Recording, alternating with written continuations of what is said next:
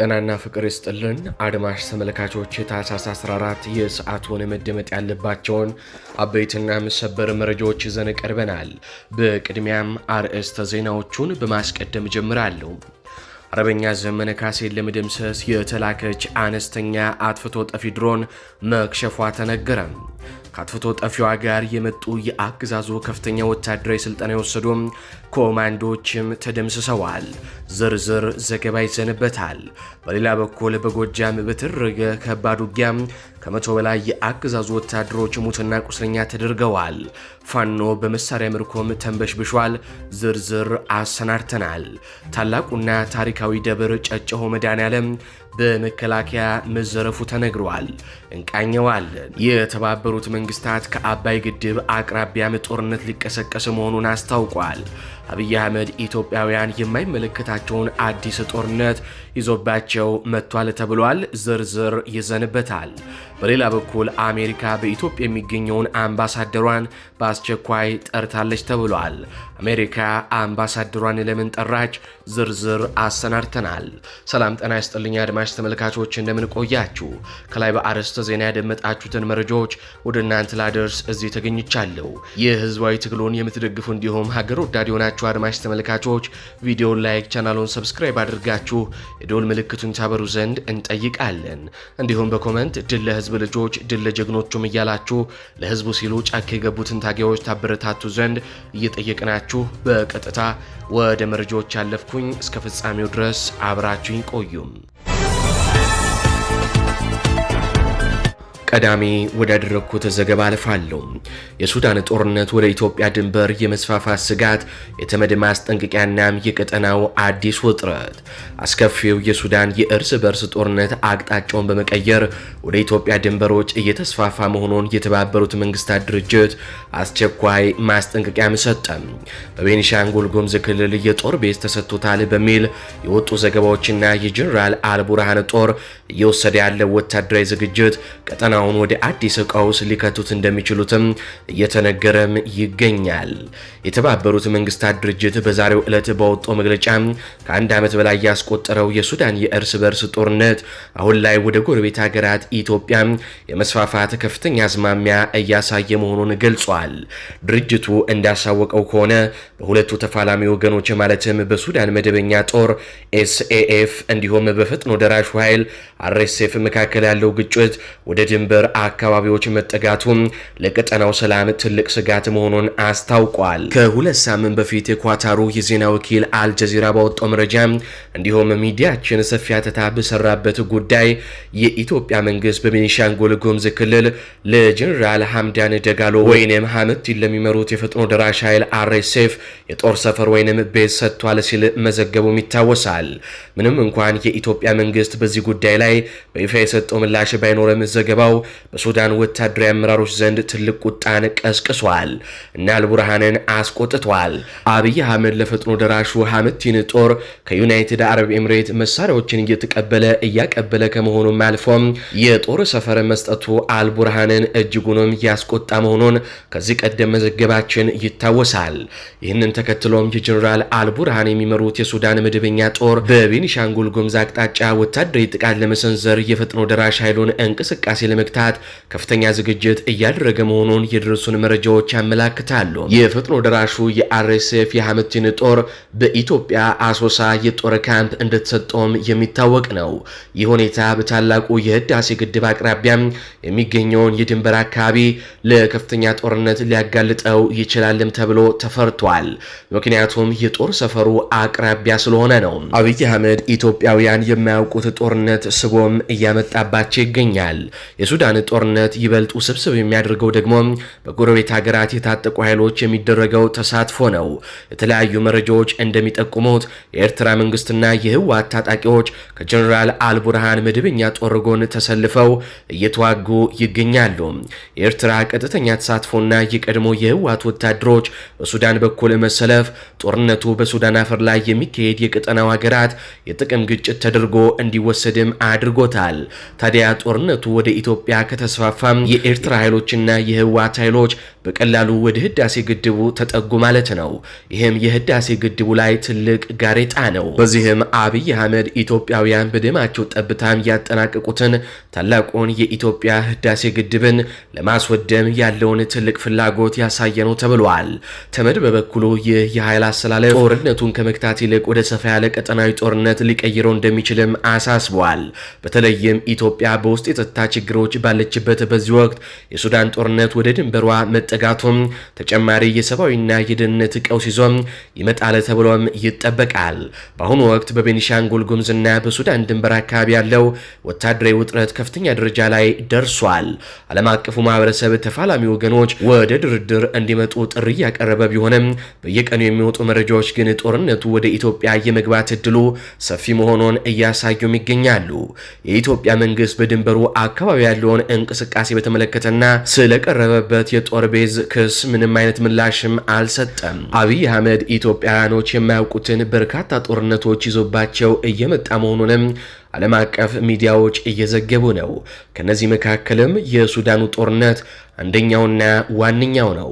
በቀጣዮቹ ቀናት የሱዳን የአልቡርሃን ጦር በኢትዮጵያ ድንበር በሚከፍተው ከባድ ጦርነት አባይ ግድብን ጨምሮ በድንበር አካባቢ ያሉ የአማራና የቤኒሻንጉል እንዲሁም የሌሎች ድንበር አካባቢዎች ከፍተኛ ጉዳት ሊደርስባቸው አሊያም ከፍተኛ ጦርነት ሊቀሰቀስባቸው ይችላል ተብሎም ይጠበቃል። ይህ በእንዲህ እንዳለ ደግሞ ትራምፕ የኢትዮጵያን አምባሳደር በአስቸኳይ ወደ ዋሽንግተን እንዲመጡም ጠሩ። የትራምፕ ጥሪ ያልተለመደ በመሆኑ ትኩረት ስበዋል። ትራምፕ በርካታ አምባሳደሮችን እያሰናበቱ ነው። የአሜሪካው ፕሬዝዳንት ዶናልድ ትራምፕ ኢትዮጵያን፣ ሶማሊያንና ጅቡቲን ጨምሮ በ15 የአፍሪካ ሀገራት የሚገኙ አምባሳደሮቻቸውን ወደ ሀገራቸው ጠርተዋል። እርምጃው ያልተለመደ ነው የተባለ ሲሆን ዩናይትድ ስቴትስ በውጭ ሀገራት ያላትን ዲፕሎማሲያዊ ውክልና መልሳ ለማዋቀር የምታደርገው ሰፊ ጥረት አካል ነውም ተብሏል። በዲፕሎማሲያዊ ማህበረሰብ ምንጮች እየተዘዋወረ ባለው መረጃ መሰረት አሜሪካ አምባሳደሮቿን ወደ ሀገሯ የጠራቸው የአፍሪካ ሀገራት ዝርዝር የተለያዩ አህጉራትን፣ ቀጠናዎችን ያካተተ ነውም ተብሏል። ዝርዝሩ በሰሜን አፍሪካ የሚገኙትን ግብፅና አልጄሪያን ጨምሮ በአፍሪካ ቀንድ፣ በምስራቅ ምዕራብ፣ በመካከለኛው እንዲሁም በደቡባዊ አፍሪካ የሚገኙ ሀገራትንም ያጠቃልላል። አምባሳደሮቹ እንዲመለሱ ስለተደረገበት ምክንያት እስካሁን የተሰጠ ይፋዊ ማብራሪያ የለም የተባለ ሲሆን ክፍት የሆኑትን የሥራ መደቦች ለመተካት ግልጽ የሆነ የጊዜ ሰሌዳም አለመቀመጡም ተመላክቷል። ውሳኔው በአፍሪካ ቀንድ፣ በሶማሊያ፣ በኢትዮጵያና በጅቡቲ የሚገኙ የአሜሪካ አምባሳደሮችን እንደሚመለከት የተነገረ ሲሆን ቀጠናው በዓለም አቀፍ የንግድ መርከቦች መተላለፊያነቱ በአሜሪካ የጦር ሰፈር መገኘትና በጸረ ሽብር ተግባራት ቅድሚያ የሚሰጠው በመሆኑ ለዋሽንግተን ስልታዊ ፋይዳ ያለው አካባቢ መሆኑን ተጠቁሟል። በሚያስገርም ሁኔታ የኬንያው አልተጠራም። ይህም ቀድሞ የነበረው የአሜሪካና የኢትዮጵያ ታላቁ ወዳጅነት ፈርሶ የኢትዮጵያ ወዳጅነት ለአሜሪካ በኬንያ መተካቱንም ለዓለም ያሳየ ነው ተብሏል። በዓለም አቀፉ ማህበረሰብ ዘንድ እንዲሁም በሀያላኑ ሀገራት ዘንድ በአብይ አህመድ ምክንያት ምን ያክል ከዲፕሎማሲው እንደተገለለችና ጠቀሜታ እንደሌላት ተደርጋም እንደታየች አመላካች ነው ተብሏል። በቀጥታ ወደ አማራ ክልል አበይትና ሰበር ጉዳዮች አልፋሉ። ታላቁና ታሪካዊ ደብር ጨጨሆ መድኃኔዓለም በመከላከያ ሰራዊት ተዘረፈ። በደቡብ ጎንደር ሀገረ ስብከት በላይ ጋይንት ወረዳ የፈለገ ፀሐይ በቅሎ አገት ጨጨሆ መድኃኔዓለም ቤተክርስቲያን ዝግ ሙዳይ ምጽዋት በመከላከያ ሰራዊት ዘረፋ እንደተፈጸመበት ተሰምቷል።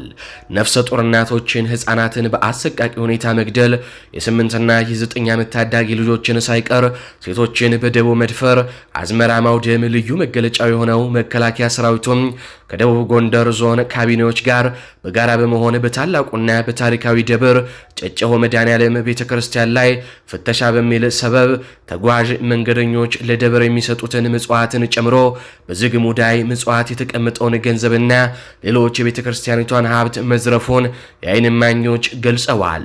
ወታደሮቹ ከሙዳይ ምጽዋቱ በተጨማሪም የቤተክርስቲያኒቷን ታሪካዊ ቅርሶችንም ዘርፈው መውሰዳቸውን የታወቀው በ5ኛው ክፍለ ዘመን እንደተመሰረተች የሚነገርላት ቤተክርስቲያኒቷ ከ2 ዓመታት በፊት አገዛዙ ከህወሓት ጋር ባደረገው ጦርነት የመድፍ ጥቃት ተፈጽሞባት የነበረ ሲሆን አሁን ደግሞ በመከላከያ ሰራዊቱና በዞኑ ካድሬዎች የተቀናጀ የዘረፋ ጥቃት ተፈጽሞባታል ነው የተባለው። የቀድሞ ነገስታቶች በስጦታና በእጅ መንሻነት ለቤተ ክርስቲያኒቷ የሰጡትን የወርቅና ሌሎች ውድ ስጦታዎችን ቤተ ክርስቲያኒቷ እስከዛሬም ጠብቃ ያቆየች ሲሆን እነዚህ ውድ ስጦታዎች በአገዛዙ ወታደራዊ አዛዦች እየተመዘበሩ በዓለም አቀፍ ገበያዎች ላይ መቅረባቸውም ሲዘገቡ መቆየታቸው ይታወቃል። ወደ ጎጃም አልፋለሁኝ። ሞታይ ፈሬው 206ኛ ኮር ከብልጽግና ጋር ጉሮሮ ለጉሮሮ ተናንቆም 27 ክላሽ ማረከ። የአፋባሃ ቴዎድሮስ እዝ ሞታይ ፈሬው 206ኛ ኮር በተለያዩ ግንባሮች በዛሬው ዕለት ባደረገው ተጋድሎ እጅግ አስደናቂ በሆነ ትንቅንቅ ከብልጽግና ጉሮሮ 27 ክላሽ ማርኳል። በራሱ ፍላጎት እየተከለፈለፈ ከአንበር ከተማ በመነሳት ወደ ጃማ ከተማ በማቅናት ጥቃት ለማድረስ በተንቀሳቀሰው የብልጽግና ኃይል ላይ የፋኖ የ206ኛ ኮር 34ኛ ክፍለ ጦር ቃኝና መሐንዲስና ደጃች ተድላጓሉ ሻለቃ በፈጸሙት የማጥቃት ውጊያ የብልጽግና ኃይልን ከምድር ደባልቀውት 27 ክላሽ፣ በርካታ ካዝና፣ የድረት ትጥቅና ልዩ ልዩ ወታደራዊ ቁሳቁሶችን ማርከዋል። ከጠዋቱ 3 ሰዓት እስከ ቀትር 6 ሰዓት በወሰደው ጠንካራ ውጊያ የብልጽግና ኃይልን ያጋደሙት የ206ኛ ኮር አህዶች ከ45 በላይ የብልጽግና ኃይልን የደመሰሱ ሲሆን ከ22 በላይ የብልጽግና ኃይል ደግሞ ከባድ ቁስለኛ ሆነዋል። የአገዛዙ ሰራዊት አድማ ብተናና ሚሊሻም በታጨደበት ውጊያ የብልጽግና ሰራዊት ቅስምን በመስበር በአስደናቂ ጀብዶም የፈጸሙት የ34ኛ ክፍለ ጦር ተደጋጋሚ ድል ያስመዘገቡ ጠንካራ ክፍለ ጦር ሲሆኑ በዚህ ሰዓት ብቻ እንኳን 15 የብልጽግና ሰራዊት ቁስለኛ በጫካ ወድቀው እንደሚገኙም ታውቋል። በተያዘው ውጊያ 206ኛ ኮር 14ኛ ክፍለ ጦር ቃኝና መሐንዲሶች ከሻለቆች ጋር በመቀናጀት ከደብረ ኤልያስ ተነስቶ ማርዘነበ ከተማ ላይ በደረሰው የብልጽግና ኃይል ላይ በፈጸሙት ፈጣን ማጥቃት ተመሳሳይ ድል እየተገኘ ሲሆን የአገዛዙ ሰራዊት ከፍተኛ ኪሳራ አስተናግዶ 23 አስከሬን ተሸክሞም ተመልሷል። እዚሁ ጎጃም ላይ ስንቆይ በዛሬው ዕለት እነ ዘመነ ካሴን ለመደምሰስ የተላከች ትንሽዬ አጥፍቶ ጠፊ ድሮን ምንም ጉዳት ሳታደርስ መክሸፏ ተነገረ። አብይ አህመድ ከሰሞኑን ሲያስተዋውቃቸው የነበሩ አጥፍቶ ጠፊ ድሮኖች በአማራ ክልል መሰማራታቸው የተነገረ ሲሆን በመላው አማራ የተሰማሩት እነዚህ የአጥፍቶ ጠፊ ድሮኖች ካለፈው ወር አንስቶ ጥቅም ላይ እየዋሉም ይገኛሉ። የፋኖ አመራሮችን ለመደምሰስ በሚል የተሰማሩት እነዚህ ጥቃቅን አጥፍቶ ጠፊ ድሮኖች የፋኖ ታጣቂዎች ላይ ጉዳት ማድረስ ይቅርና በቅጡ የተሟላ ነገር እንደሌላቸውና ለማስፈራሪያነት ብቻ መንግስት እየተጠቀማቸው መሆኑን ባለፈው አንድ ወር የፋኖ ኃይል በሰራባቸው ግምገማም አረጋግጧል። አብይ እዚሁ ገጣጥመን ለጥቅም አውለናቸዋል ሲል ከተናገረበት ቀን ጀምሮ እነዚህ ድሮኖች አንድም የፋኖ አባል ላይ ጉዳት አላደረሱም። ከዚህ በተጨማሪ በዛሬው ዕለት ከዚህች አጥፍቶ ጠፊ ጋር አብረው የተሰማሩት የኮማንዶ ጦር አባላቱም የተደመሰሱ ሲሆን ከ23 በላይ የኮማንዶ አባላት የጎጃም ምድር መቀበሪያቸው ሆነዋል። ዘመነ ካሴ እዚህ ያለ ወዲህ ግድም ታይቷል የሚል የባንዳ ጥቆማ በደረሳቸው ቁጥር ሰራዊት የሚያሰማሩት ብልጽግናዎች በየጊዜው የኮማንዶ ጦራቸውን እያሳጨዱትም ይገኛሉ። ፋኖም ዘመነ እዚህ ነው በዚህ ታይቷል የሚለውን ንግግር እንደ ስቦ መምቻም እየተጠቀመው ስትራቴጂክ እቅድ አርጎም መያዙም ነው የተነገረው። በመጨረሻም የአማራ ፋኖ ብሔራዊ ኃይል ምዕራብ አማራ ቀጠና የቴዎድሮስ እዝ የጎጃም ፋኖ የህዝብ ግንኙነት ኃላፊ ምክትል ኃላፊ ማለት ነው አርበኛ ስቲበል አለሙ ከፍሪ ፕሬስ ጋዜጠኛዋ ከመልካም ሞላ ጋር ቆይታ አድርጓል። ከእሷ ጋር ከተደረገው ቆይታ ወሳኝ ያልናቸውን አጫጭር ሁነቶች በጥቂቱ አድምጠናቸው እንመለስ። እንግዲህ ብልጽግና እና ማስረሻ እጃቸውን ከሰጡ ወዲህ ብዛት ያለው ፋኖ እጅ ሰጠ የሚል ፕሮፓጋንዳ እየሰራ ይገኛልና እጅ ሰጡ ተብለው የሚታዩ ሰዎች እነማን ናቸው? በእርግጥ ፋኖ እጅ እየሰጠ ነው? ልክ ነው። እንግዲህ አሁን ጠላት እያለ ያለው ፋኖ ተዳክሟል፣ ብዙዎቹም እጅ እየሰጡ ነው እያለ ነው እየነዛ ያለው። እንግዲህ ፋኖ ተዳክሟል የሚለውን ባደረግናቸው ውጊያዎችና በደመሰስነው የሰው ኃይል መጠን እና በዓላማችን ጽናት የሚለካ ሆኖ እጅ ሰጡ ብለን የምንላቸው ሰዎች እንግዲህ በደንብ ማየት ይጠበቅብናል። ከዚህ ከእጅ መስጠት ጋር ተያይዞ ፋኖ ተዳክሟል የሚባለው ከዛ ጋር ከሆነ እጅ የሰጡ የሚባሉ ሰዎች እነማን ናቸው የሚለው ማወቅ ያስፈልጋል። ፋኖ እጅ ይሰጣል ወይ? እንደዚህ በደንብ መመለስ ያስፈልጋል። ፋኖ እጅ ይሰጣል ወይ? ሳይመለስለት ጥያቄው የወጣለት ዓላማ ሳይመለስ እጅ የሚሰጥ ፋኖ የለም፣ አይሰጥም። እጅ የሰጡ ያሉት እነማን ናቸው ከተባለ ግን በዝርዝር ማየት ያስፈልጋል። አንደኛ የስነ ምግባር ችግር የነበረባቸው ከህዝብን ሲዘርፉ የነበሩ ኬላ ላይ መኪና እያስቆሙ ሹፌር ሲያግቱ የነበሩ ፋኖን ለመፈለግ ተልእኮ ይዘው ገብተው የነበሩ ሲነቃባቸው እና እርምጃ ሊወሰድባቸው ሲል ወደ ብልጽግና የገቡ አካላት ናቸው እንግዲህ እጅ ሰጡ እየተባለ ያሉት። ሁለተኛ አገዛዙ የሲቪሎችን በአካባቢ የሚኖሩ ሲቪሎችን በመሰብሰብ ዩኒፎርም በማልበስ በርካታ ፋኖዎች በመቶ የሚቆጠሩ ፋኖች እጅ ሰጡ እያለ የሚያወራው ወሬ ተራ ፕሮፓጋንዳ መሆኑን ማንም ሰው እንዲያውቀው ፈልጋለሁ። ሶስተኛ እጅ ሰጡ የሚባልበት አካባቢ በተለየ ሁኔታ ብንመለከተው ምን እየተደረገ ነው? እጅ የተሰጠበት አካባቢ ብለን ብናስብ ትግሉ የበለጠ እየተፋፋመ ጠላት ላይም ከባድ ጥቃት እየደረሰበት ያለበት ሁኔታ ነው ያለው። ይህ ማለት ደግሞ ምንድን ነው ትርጉሙ? ጥቂት ደካሞች፣ ባንዳዎች፣ ሌቦችና ዘራፊዎች ሲወጡ እየተገረፈ እጅ እየሰጠ ያለበት ሁኔታ መኖሩ ማንም ሰው ልብ ሊለው ይገባል። ሌላው አገዛዙ እጅ ሰጠኝ እያለ በሚያላዝንበት ወቅት እኛ ምን እያደረግን ነው? አንደኛ ከተሞችን እየተቆጣጠርን ያለ ነው። ለምሳሌ ደብረ ወርቅ መሀል ከተማ ድረስ ገብተን እየተዋጋን ያለንበት ሁኔታ መታወስ ያለበት ጉዳይ ነው። በርካታ ወታደሮችን እየማረክን ያለንበት ሁኔታ ነው ያለው። በመተከል አካባቢ፣ በደብረ ወርቅ አካባቢ ብዙ የጠላት ኃይልን የማረክን መሆኑ የሚታሰብ ነው። በዚህ ምክንያቱም በርካቶች እጅ እየሰጡ ያለበት ሁኔታ ነው ያለው። እንግዲህ ከዚህ ሁኔታ ጋር አይተን ስናየው አሸናፊ ኃይል እጅ ይሰጣል እንጂ እጅ እየሰጠ ያለው እኮ በየጦር ግንባሩ እየተረፈ ያለው አገዛዝ ነው። ይህንን በደንብ ማወቅ ይጠበቅብናል። ከተሞችን እየለቀቀ ያለ የያዛቸውን ነፃ ቀጠናዎች እየለቀቀ ያለ እያስለቀቀ ያለ መሀል ከተማ ድረስ የሚገባን ኮሎኔል ጭምር እየማረ ያለበት ሁኔታ ላይ እጅ የሚሰጥ እያሸነፈ ያለ ኃይል እጅ የሚሰጥበት ምክንያት አንድም የለም። ስለዚህ ከዚህ ተነስቶ ፋኖ ተዳክሟል የሚለው ተራ ፕሮፓጋንዳ ነው። ሌላው መታወቅ ያለበት ነገር አለ ላልፋልሽ የምፈልገው አገዛዙ በጦር ሜዳ ያጣውን ግን በካሜራ ፊት ለማካከስ የሚደክምበት ሁኔታ ነው ያለው እና ይህም በጣም ተስፋ እንደቆረጠ የሚያሳይ ነገሮች ነው ያሉት። እንግዲህ እንደነገርኩሽ ከተሞች ድረስ እየገባን ነው። በርካታ ኃይሎችን እየደመሰስን ነው። በርካታ ኃይል እየከዳ እየተቀላቀልን ያለ ይህም የጦር ሜዳ ድክመቱን በካሜራ ፊት ለማካካስ ሲፈልግ ተስፋ የመቁረጡ ምልክት በካሜራ ፊት እንደዚህ እያለ ፋኖ እጅ እየሰጠ ነው እየተዳከመ ነው የሚለውን ፕሮፓጋንዳ እየነዛ መሆኑን ልብ ሊሉት ይገባል።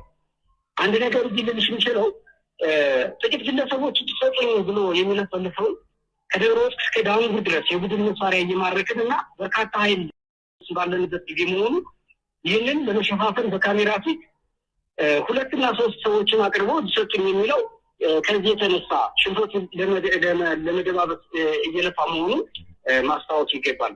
እዚህ ላይ በመጨረሻ እንድነግርሽ የምፈልገው ማንም ማወቅ ያለበት ጉዳይ ትግላችን ግለሰቦች ሳይሆን ህዝባዊ ዓላማ ላይ የተመሰረተ መሆኑ መታወቅ መቻል አለበት። ግለሰብ ስለሄደ ወይም ግለሰብ ስለመጣ ትግላችን ይቅልቅ የሚል የሚደክም ወይም የሚጠነክር አይደለም። ህዝባዊ ዓላማ ላይ የተመሰረተ ነው ትግላችን።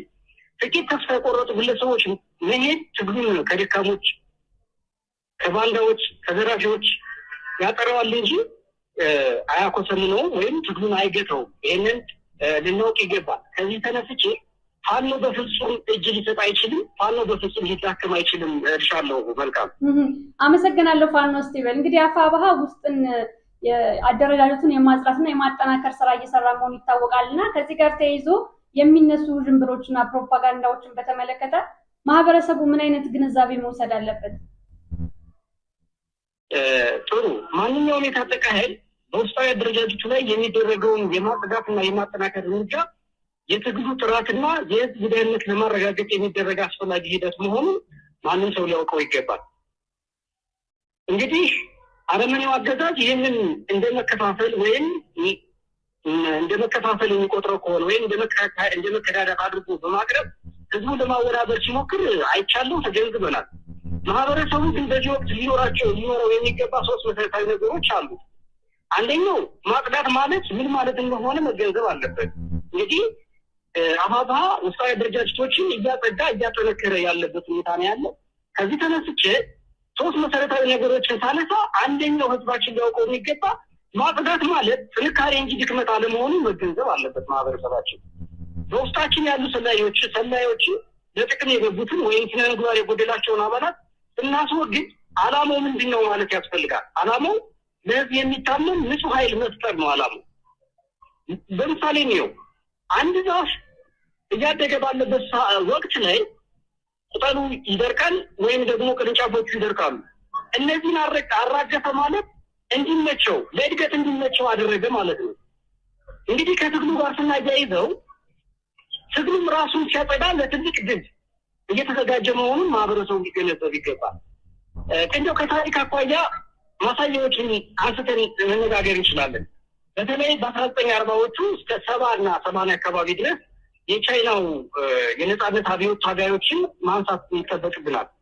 እንግዲህ በ1940ዎቹ በቻይና አብዮት ወቅት ማኦ ሴቱንግ ሰራዊቱን በተደጋጋሚ በማጽዳቱ ሰራዊቱ በህዝቡ ላይ ወይ በህዝቡ ዘንድ አመኔታና ወታደራዊ ዲሲፕሊን እንዲኖር አድርጎታል እንጂ እንዲዳከም አላደረገውም። ማጽዳት በየትኛውም አብዮት ላይ ይደረግ የነበረ መሆኑን ልናስታውሰው ግድ ይላል። እኛም እያደረግን ያለነው ይህንን እያጸዳን ለህዝብ አመኔታ እንዲኖረው ወታደሩ ዲሲፕሊን እንዲኖረው ነው እያደረግን ያለነው። አገዛዙ የውስጥ ማስተካከያ እርምጃዎችን ግን የእርስ በርስና የግጭት አስመስሎ ለመዘገብ ሲሞክር ሲዳዳ አይተነዋል። ይህ ግን እኛ ቤታችንን እየገነባን ቤታችንን እያጠነከርን መሆኑን ማህበረሰባችን እንዲረዳልን እፈልጋለሁ። ህዝባችንና ደጋፊያችን ግን መረጃዎችን ከዚህ አኳያ ከአገዛዙ ሚዲያ ሳይሆን ከኛ ከቃላት ጉባኤዎች መረጃውን መውሰድ እንዳለበት ማስገንዘብ እወዳለሁ። አምባገነኑ አገዛዝ የራሱን መፈራረስ ለመሸፋፈን ሲል ነው እንግዲህ ይህንን ፕሮፓጋንዳ እየነሳ ያለው። የሌላውን የቤት ስራ እንደ ቀውስ አድርጎ ማሳየት ዋና ስልቱ መሆኑን ማወቅ ያስፈልጋል። ህዝቡን በጥንቃቄ ይህንን እንዲያየው እፈልጋለሁ። ሁለተኛ ህዝባችን እንዲያውቀው የምፈልገው የትግሉን ረዥም ጉዞ መገንዘብ ያስፈልጋል። ትግል የመስመር ልየታና የጥናት ጉዳይ መሆኑ የሚታወቅ ነው። በሂደት ላይ አንዳንድ ሰዎች ሲደክሙ ሲከዱ ወይም አቅጣጫ ሊስቱ ይችላሉ። ረጅም ከመሆኑ የተነሳ ትግላችን አጭር አድርጎ ማሰብ የ2 ወር የ3 ወር የ2 ዓመት የ3 ዓመት አድርጎ ማሰብ ተገቢ አይደለም። ረጅም ነው ትግላችን። ከዚህ አኳያ አንዳንድ ሰዎቹ ሊደክሙ ይችላሉ፣ ሊክዱ ይችላሉ፣ ወይም ደግሞ አቅጣጫ ሊስቱ ይችላሉ። ሰዎች ቢቀየሩ ዓላማው ግን የማይቀየር መሆኑን ማህበረሰባችን ማወቅ አለበት። ቅድም እንዳነሳውልሽ እንግዲህ ትግሉ በግለሰብ ሳይሆን በህዝባዊ እውነት ላይ የተመሰረተ ነው። ዛሬም በማጽዳት ላይ ሆነን በተቀናጀ መልኩ ጠንካራ ወታደራዊ እርምጃዎች በመውሰድ ጠላት ላይ ከባድ ምት እያሳረፍንበት መሆኑ ሊታሰብበት ይገባል። ምሳሌ ባነሳም የተከል ላይ ኮሎኔል ፈንታውን ጨምሮ በርካቶችን የደመሰስነውና የደብረ ወርቅ ከተማን የተቆጣጠርነው ይህንን ማጽዳት እያደረግን ባለንበት ወቅት ላይ መሆኑን ህዝቡ ሊገነዘብ ይገባል። ሶስተኛ በትግል ጉዞ ውስጥ ዝቃጮች ነው የምላቸው እነዚህን እየከዱ ወይም ደግሞ ዓላማቸውን እየረሱ በወዳቸው እየተጣለሉ የሚሄዱትን ዝቃጮች የሚል ስም ነው የምሰጣቸው። በትግል ጉዞ ውስጥ ዝቃጮች በውስጣቸውና መስመር የሳቱ መታረማቸው ለነጻነት ዋስትና መሆኑን ማህበረሰቡ ሊገነዘብ ይገባል። ወይ ማረም አለብን፣ ወይ ማስተካከል አለብን፣ ወይ መወገድ አለባቸው እነዚህ ዝቃጮች። ለዛ ነው እንግዲህ ትግሉ ግንዛቤ ውስጥ ህዝቡ መውሰድ መቻል ያለበት። አምባገነኑ አገዛዝ የጥቂት ደካሞችን መንገድ ለውጥ እንደ ትልቅ ድል ሊሰብክ ቢሞክርም እውነቱ ግን ትግሉ ራሱን እያጠራ ከፍ ወዳለው የነጻነት ፊልሚያ እየተዘጋጀ መሆኑን መገንዘብ መቻል አለበት። ይህንን ማስመር አለበት። ትግሉን ስናጸደው ትግሉን ንጹህ ስናደርገው ከፍ ወዳለው የነጻነት ፊልሚያ እየተዘጋጀ መሆኑን ማንም ሰው ሊረዳ ይገባዋል። ይህንንም በወሬ ሳይሆን በተግባር እየተፋለምን ነው፣ በጽናት እየተጓዝን እዚህ የደረስን መሆኑን ማንም ሰው ያውቅልን ይገባል። እና አራተኛው እንግዲህ ህዝባችን ይህንንና መሰል ነገሮችን አይቶ ከውዥንብርና ከትግሉ ዓላማና ሁኔታ አኳያ ምን ደረጃ ላይ እንዳለ በደንብ ግንዛቤ ሊወስድ ይገባል። በዚህ ጉዳይ ያለኝን ጨርሻለሁ። አመሰግናለሁ። መልካም አመሰግናለሁ።